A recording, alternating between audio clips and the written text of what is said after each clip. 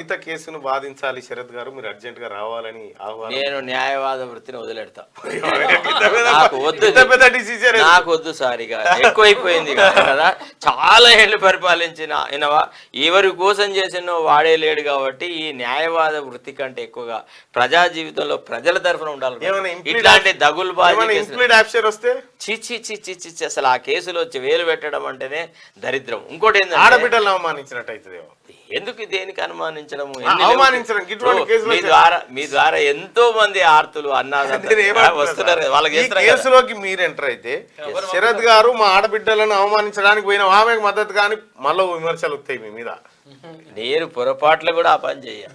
భరోసా సమస్య నేను చెప్తున్నా, కోర్టు గౌన్ తీసి మూసిల వారేసైనా వెళ్ళిపోతా. కానీ ఇట్లాంటి కేసులు నేను నా జీవితంలో ఎన్నడూ ఫైట్ చేయలే. ఇప్పుడు కాదు, ఎప్పుడు చేయలే.